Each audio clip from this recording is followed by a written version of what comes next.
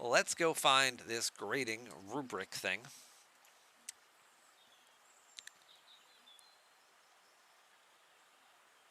Let's go find this grading rubric thing. Here we go. Google Forms. That's what we like to see.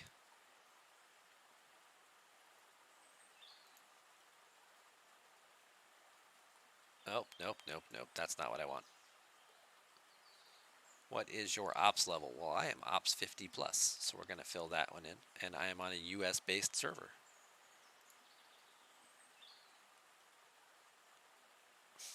Okay.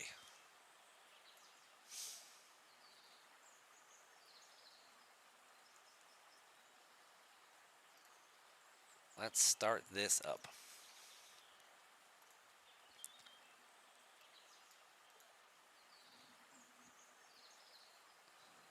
Yeah, the repair timers are a bit rough. All right, so let's go ahead and we're going to grade the arc here. This arc did not have much that really impressed me. It felt kind of lackluster, not going to lie.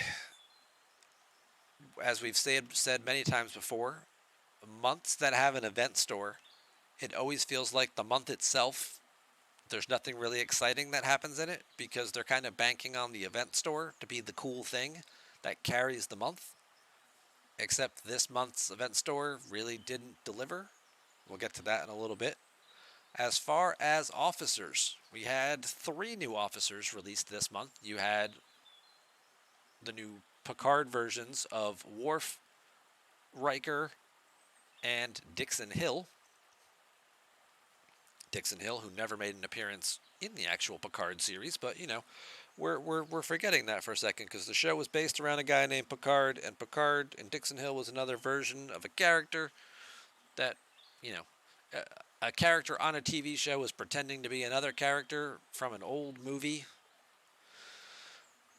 So it's like the play within the play. Are any of them, where do they fit? Dixon Hill increases mining speed in a below deck spot by a small amount, but it's still a boost to mining speed. So that's an okay ability. Riker? Let's see.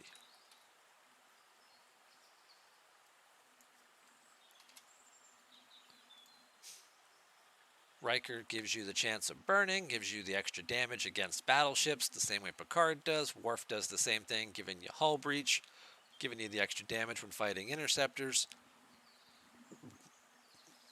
They're not better than Strike Team Tier 1. Tier 1, they're not really playable. Maybe as secondary officers or secondary ships if you're running 4 or 5 ships and you need lots of PvP crews, or you don't have Strike Team for whatever reason, you're newer to the game, haven't been able to source them yet. These guys can kind of help you cobble together some type of PvP crew. But overall, they're not great. And Dixon Hill, he's okay with his below deck mining ability. What does it actually get up to?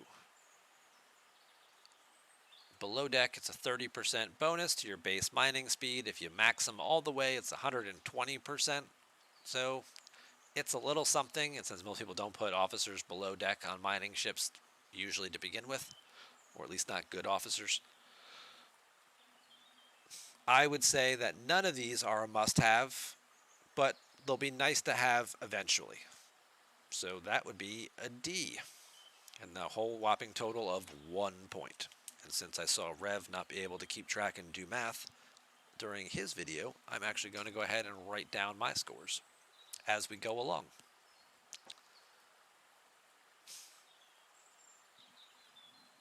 They'd be better PvP officers if they were useful against all ships instead of specific ships. Well, yeah. Hey, Gonkar, welcome on in. Yeah, they're not the greatest. Give your thoughts on this month's officers. It's sad that the most desirable. That doesn't look right.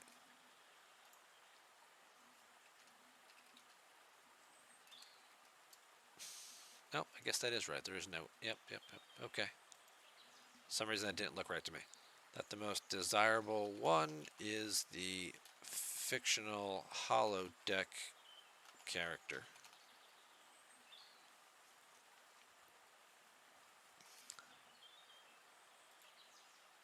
Okay, moving right along here. What's next? Let's grade the Titan.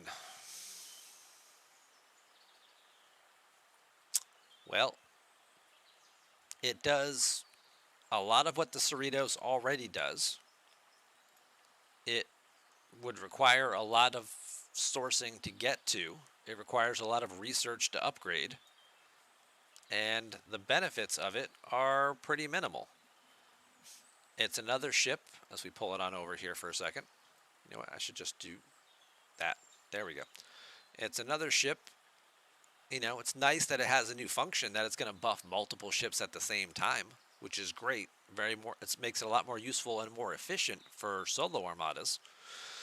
But, you know, you have to get to Ops 38, 37 to build it, but 38 to actually source it, because it's in the Xborg store and you can't source it. You could only buy it at 37 if you wanted to just buy it outright. And it's another one of those weird hybrid ships where it starts off using 3-star parts, and then it transitions into 4-star parts through the mid-levels. So now it's competing for your 4-star Explorer stuff and your 4-star gas, things that you would use for like your Valdor and things like that. Or your Coronar. And then as you get it up to the highest levels, now you're actually transitioning here into 5-star common materials and 5-star uncommon materials to get it up to its max levels. So it's a weird hybrid ship that goes all the way from G3 to G5. But even at its maxed tier, all the way up at tier 12, its DPR is still incredibly low. Incredibly low by comparison. If we look at, let's go look at a jellyfish. Let's go look at a jellyfish, shall we? Jellyfish gets all the way to 123,000 at tier 12, and you're not even using 5-star parts. You're just using 4-star materials, and you're using a lot less. And the Titan, we said, maxes out at what, 144? All right. What about a Valdor? 144, huh, for DPR? That would be equivalent to a tier 5 Valdor. So a tier 5 Valdor does slightly more damage than a maxed out Titan, making it strictly a support ship, even though it's not entirely what this ship does and what we see it during the show. We see it in lower decks saving the Cerritos. We see it in Picard leading a fleet to the charge to save Picard Season 1 and take on that big task force. We see it featured throughout Season 3 and everything it's doing and attacking and fighting. And we're just not seeing the payoff for it.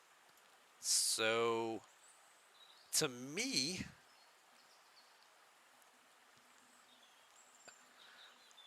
I feel like it's not worth investing in. However, because of the buff mechanic, I think it scrapes by just barely as a D. This is like if you're, you know, if 65 is a D and 64 is failing, this just squeaks by like a 65. So let's go ahead and give us one more little check mark.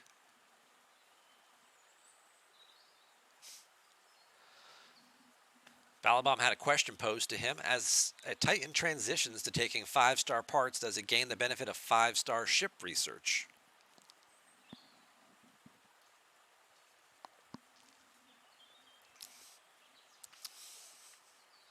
Certainly a good question. I'm going to say probably not, because I'm sure it's listed in here as just a 4-star ship, right?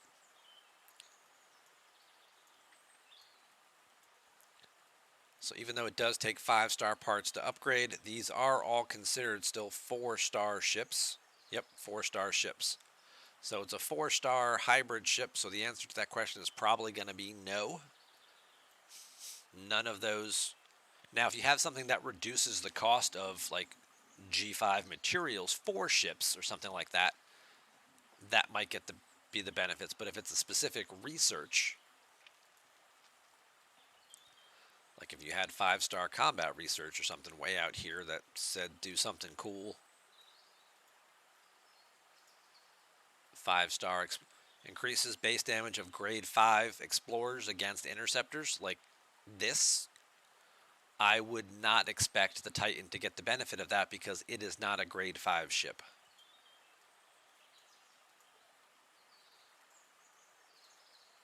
If there's stuff back here that's like giving benefits to 4-star ships, it would classify as that, and that's what it would get the research benefits from.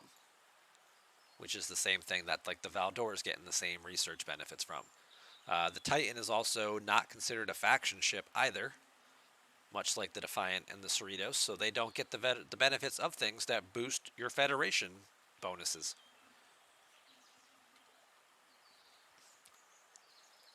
So, yeah, I think it's getting a D.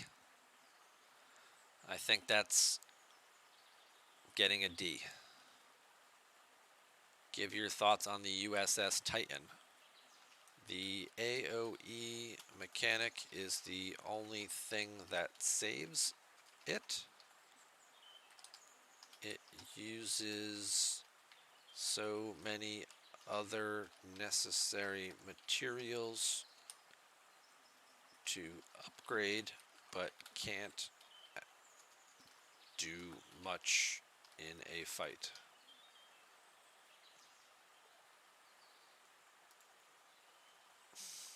Okay.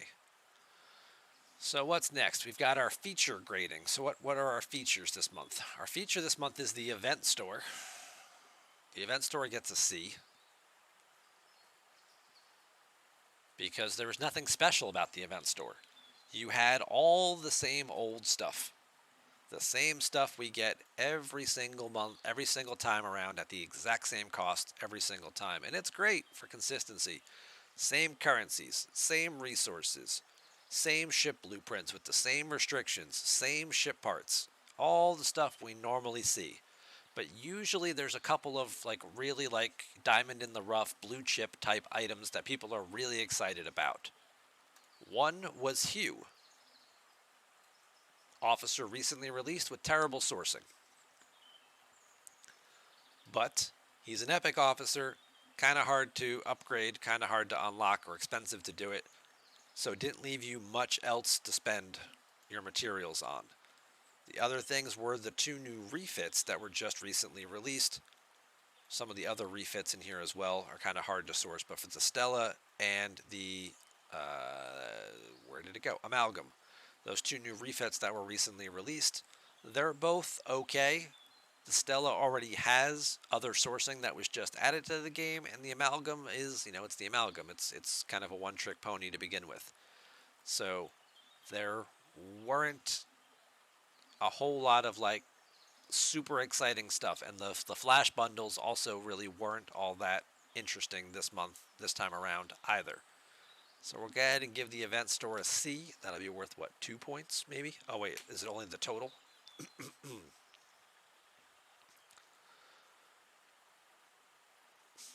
As for 7 of 9,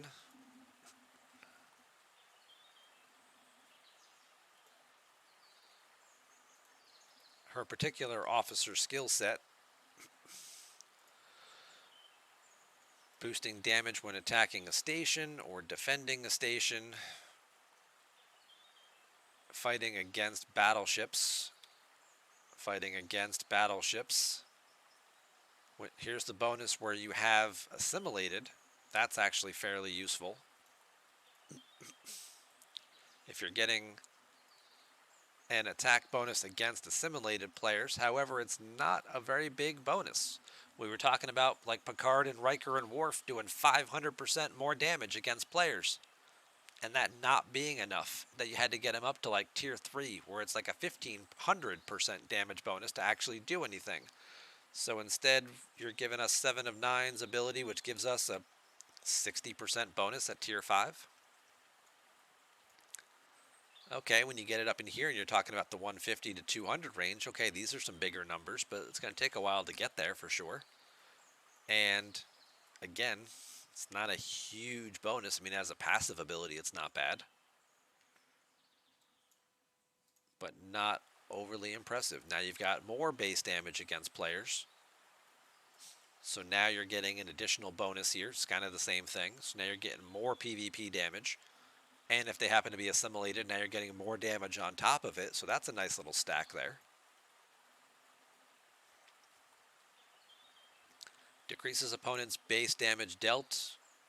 Does not work while defending a station. So if you're actually fighting an opponent out there, you're lowering their damage a little bit too. Okay, so now we're tipping the scales a little bit. And then we've got, she's improving your stats while buffed by the Cerritos or the Titan. This makes more sense. The Cerritos doesn't make any sense because 7 of 9 has nothing to do really with the Titan. I'm sorry, with the Cerritos.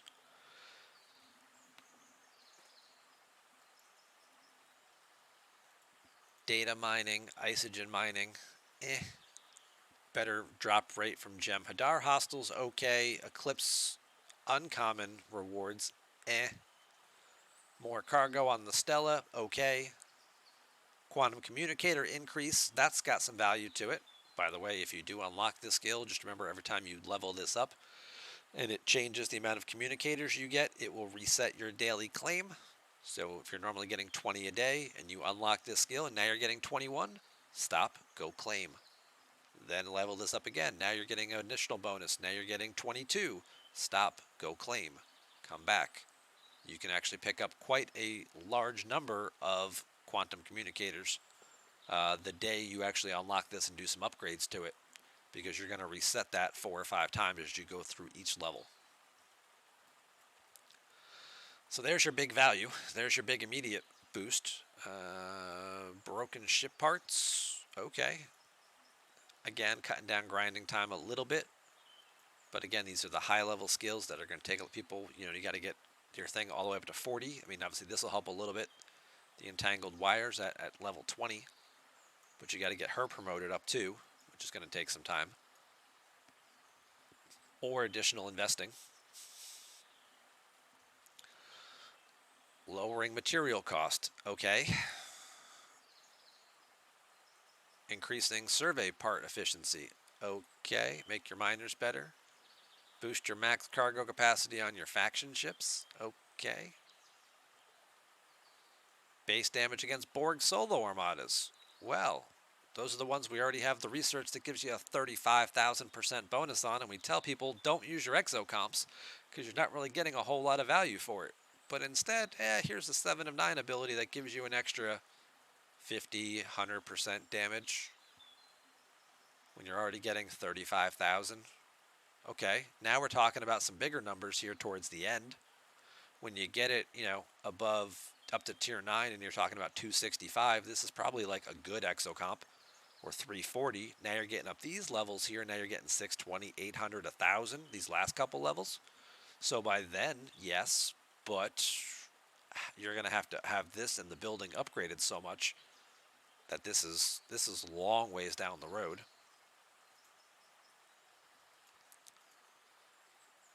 Base damage against Dominion solo armadas is a little more useful. A little more value here. Base damage against Eclipse armadas. Okay, a little bit there, sure. Not so bad. Hey, a hull health improvement for all ships. Okay, also not bad. And now you're talking about part efficiency for G4 and G5 components. Well, that is extremely valuable, but look at the requirements for it. Getting the command center to level 50. It's going to take a long time to get the building to that to unlock this. You also have to promote her all the way to rank 18, which is going to take a lot of materials to do that as well. So She has a few niche benefits. Is she worth spending $100 to unlock? I'm not convinced. And then how long is it going to take you to level her up to get to the point where you can actually use her? So,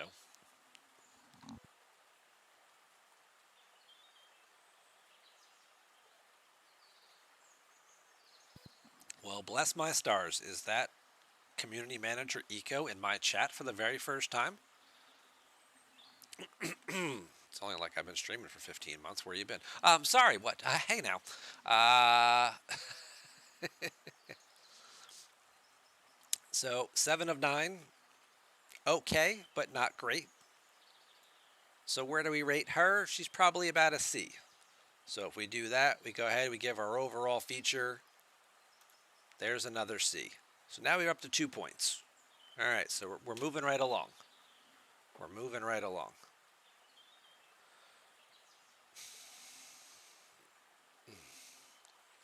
Event store was lacking in highly desirable items and was just the standard fare.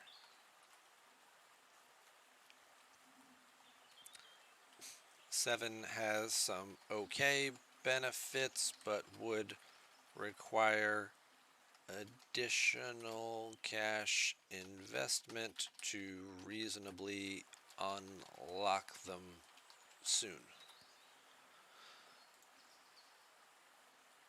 Okay, grading the event calendar. How do we feel about events this month? How do we feel about our events this month? I feel like it's at least a C. Players could reasonably participate in a majority of the events. Unless you were, there weren't too many things that you were ops locked out of. There were a handful of events, but even still, my free to play account that's level 15, I got 300,000 currency on it. That's about half what the other players got, but that's a very low level account. My Ops 38 account and my Ops 52 account, they were pretty similar. They both had, investing in ticket events and things like that and leaderboards. We both accounts finished with about 675,000 currency. Between that and 700,000, 680, 690. So they were all pretty similar. So there wasn't too much there. If you were in the 20s, you might have missed out on an event here and there, or the low 30s, maybe you got an alternate event, or some of your events weren't that great. So it's at least a C. So now we have to look at, yes, they can participate in most events, but now it's with the good value of reward to time input. Most of the events, your reward was event store currency.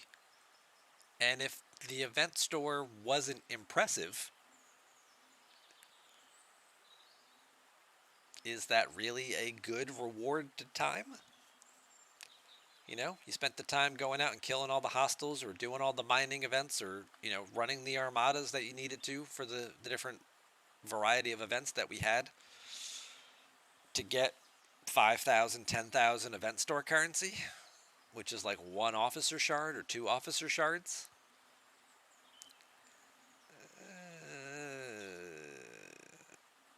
C plus, B minus.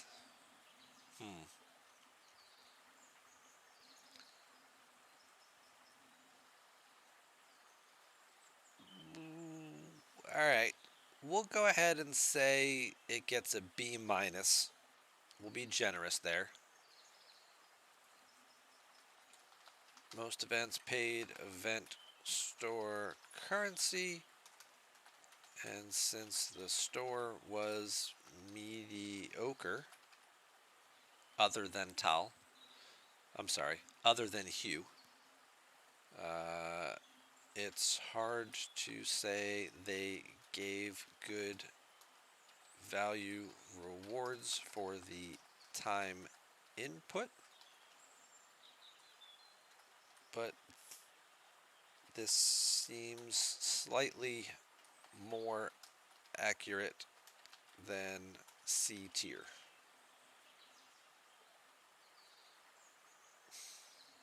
So that got a B. So that's worth 3 points. 5, 6, 7. All right.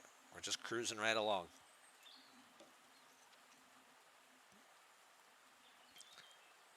What about Apex revamp? I'm not counting that. That's not part of the feature month. That was a side separate revamp. That doesn't count for Picard Legacy Part 2. Because that could have happened any month. That could have happened any month. All right, let's see what else we got. Communication and stability. Oh, Jesus. Well, look who showed up just in time for this one. Oh. All right. Game was not made unplayable, so we'll take F off the table. Definitely not getting an A or a B.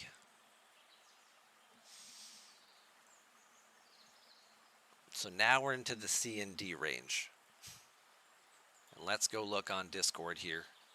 And let's go look at the official announcement section. And the official announcement section for the month has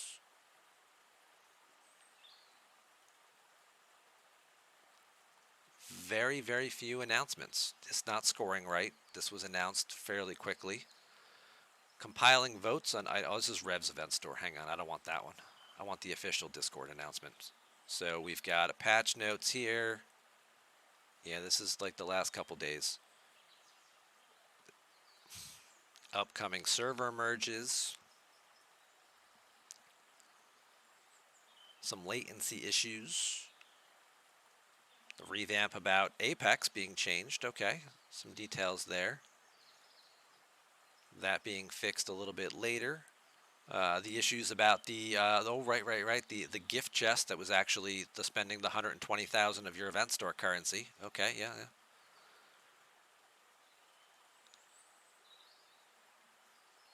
Comp chest for this event. So, you know, there are a couple of communications from the team here.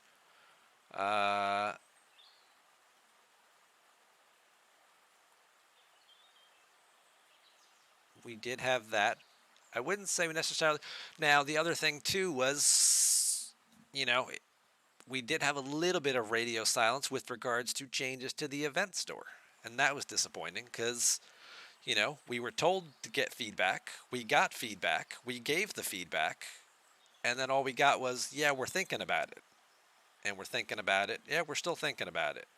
And that dragged on for like 2 weeks with no updates until finally it was, yeah, no, we're not changing anything. That's the kind of decision that you could have made a lot earlier. It could have been announced a lot earlier. Could have had a little more details behind it in terms of why a change wasn't being made. So I feel like communication in general was certainly lacking. But is it radio silence? Is it failure to launch? Is it just sparse communication?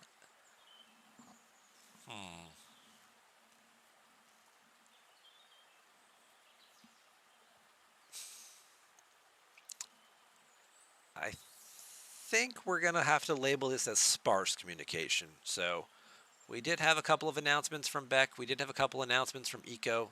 They at least identified some things that were wrong that they were working on. I know the event store thing really chaps everybody's ass a little bit because, again, what was the whole point of the process other than to create new items to put in the purchase store? So I think we'll go with that. So we'll give that a C. That's good for 2 more points. That brings us up to a 9, which is going to round up to about a C for total. Divide by 5, you're at like 1.8 points, which will be above a D. So it's like a C for the month. Communication was lacking with regards to event store changes, which ultimately never happened.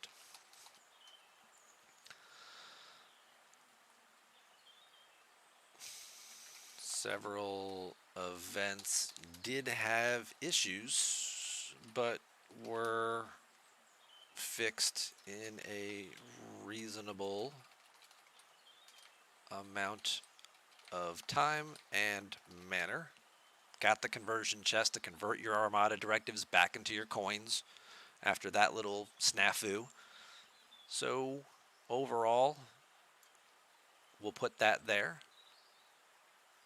Great. Thanks, Rev. Submit that. All right, off we go. So there you go. So there's a 9 for a total score.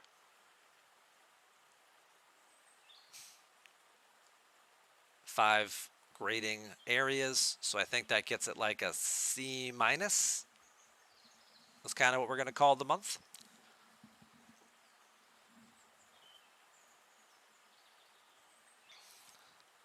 All right, so let's see what everybody had to say, because I wasn't looking at what Eco was saying while I was trying to remain objective.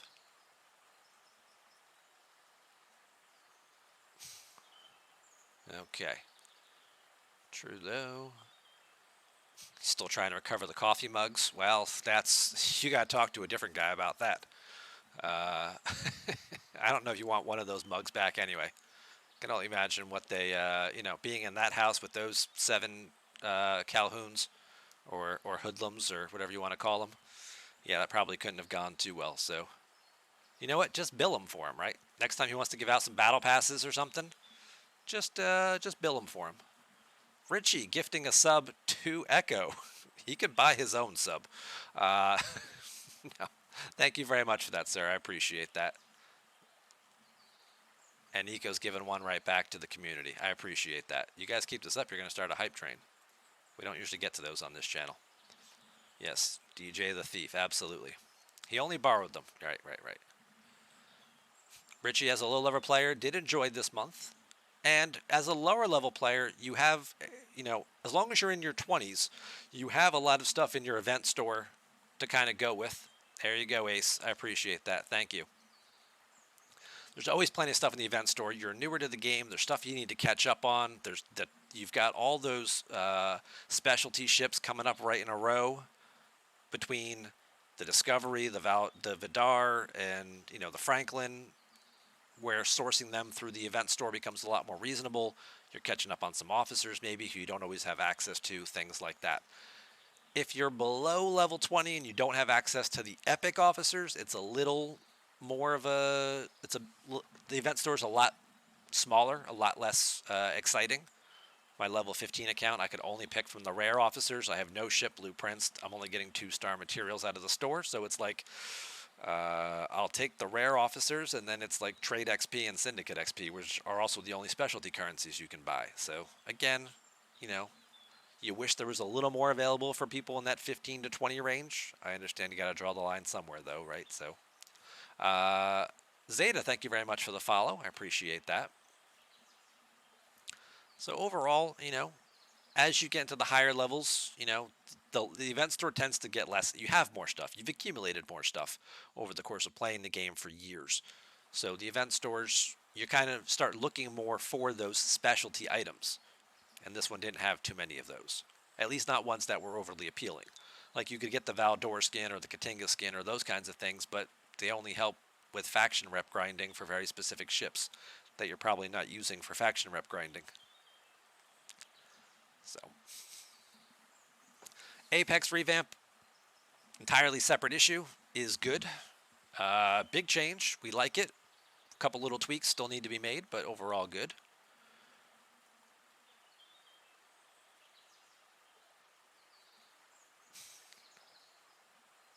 It wasn't just this month looking about efficiency. The last 3 or 4 months have kind of been about that and recycling older content. So, we did the freebooters and stuff like that to upgrade everything, to cycle out some of the old, swarm hostiles and faction hunting mechanics. Of course, now everybody's going to have to go do faction hunt this week, and they're going to be killing, lots of things. But, the Apex revamp is good. We'd obviously like to see these timers a little different.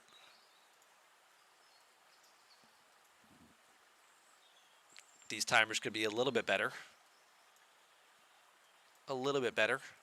Especially for people who may have already accumulated extra currency. Because if you get 2 a week, but you can only spend 2 a week, well, then you're just kind of rolling this currency over the whole time. Balabomb, thank you very much for the bits.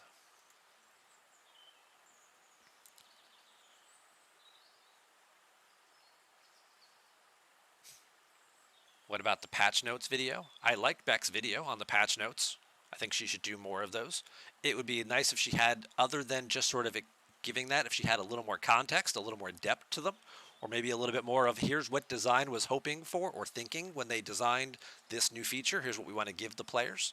Just a little bit more. Doesn't need to be like a 40-minute video. Like save those for me. But you know, if maybe we stretch it from 10 minutes to 15 minutes, and she just gives a little more context, just a little bit, or maybe like a cool behind the scenes thing. I know we get those usually more when she's doing the one-on-one interviews with the actual other people. Sometimes we get a little bit more of what they were thinking, but those come out like a month or two later. Like, oh, I worked on this arc, and here's what I was thinking when I designed that. And it's like, oh, that's why you did that 6 months ago. Okay, now I get it.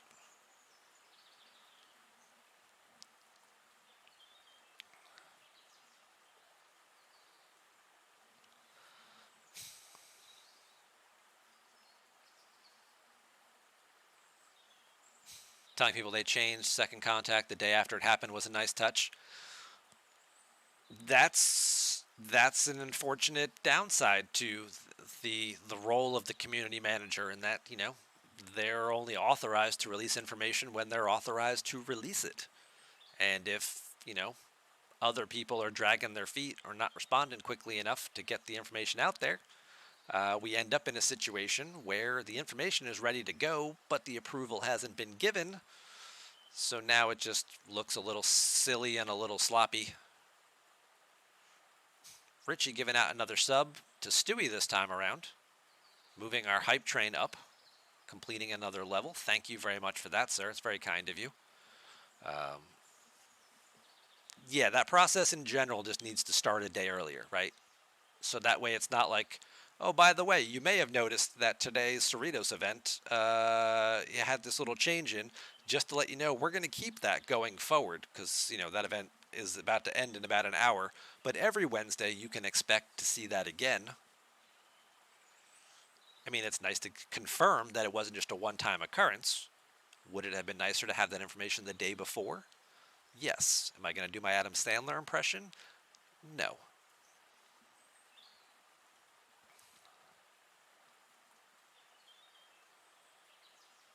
So, let's see what else we got in here. That is an issue, you're right, Southpaw Funk, with the lower level store, that you can build the jellyfish at 12, but it doesn't show up until Ops 13 in the event store. That is a little bit of an issue for lower level players. They move up pretty quickly through those levels, but you know, having to get to 13 to get a ship that you can build at 12 doesn't quite make sense, doesn't seem right. Probably not affecting a large number of players though, which is why it's probably pretty low on the development team's, you know, list to even look at and or fix.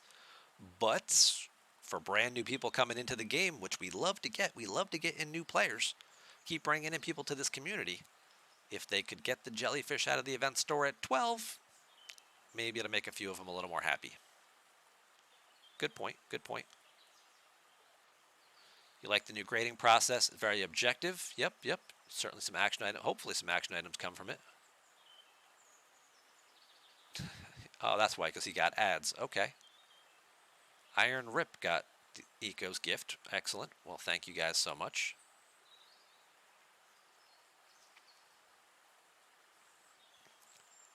Yeah, I mean, there's a good amount of stuff. Richie leveled up from 22 to 25 just for the event store stuff. I mean, the opportunity to source some of those harder to get ships, absolutely. Between, you know, like we said, the Discovery taking 10 weeks, the Vidar taking 10 weeks, you know, anything you can do to cut some of those down, because you're going to move up through those ops levels pretty quickly in the low to mid 20s. The Franklin, you know, that's 30 weeks worth of sourcing through Cosmic Cleanup. Well, 30 weeks is 6 months. In 30 weeks, I went from level 1 to level 35. So if you can go from that, but you still don't have a Discovery or you still don't have a Vidar because you're still waiting on Cosmic Cleanup, yeah, that's probably not the right the right mechanic, and maybe those blueprints might need a bit of an overhaul. Maybe the payouts on them need to get doubled so that they source them twice as fast. As long as I got people here listening, I might as well just throw out all my good ideas. Ace, you don't have the warp range yet to complete the prime crit damage. You got a Fuchsia with extra warp range. Maybe get Gresh up another tier. So, there's some extra stuff there. If those 3 new Eclipse systems had made it a week earlier, that would have also been, them coming out today was a nice touch. But the arc's already over today, so therefore it can't count for the arc anyway. Even if we were going to count the Apex event, the lack of those extra systems being implemented during the event arc would disqualify them. They're after the limit. I'm sorry.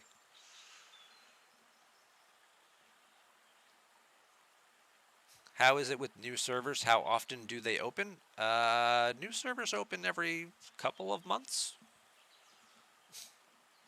Every month or two, they open up a new server.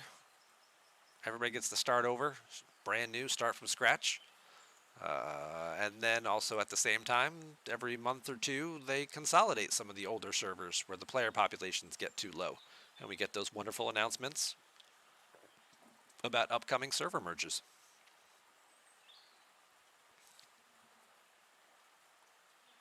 Feel like I would be a great audiobook narrator? Absolutely. I keep thinking about it. I keep seeing all those ads. Everybody pops up, you talk about seeing the ads on my channel. I always see ads on other people's channels for, people saying, I paid $5,000 last month with Audible. All I just did was create this thing where I just read books.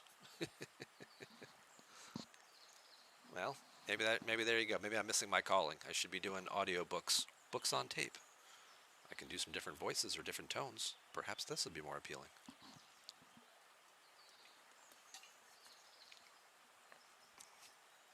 And thank you guys very much. We completed our hype train. Couple of subs, couple of bits. I appreciate it all so much.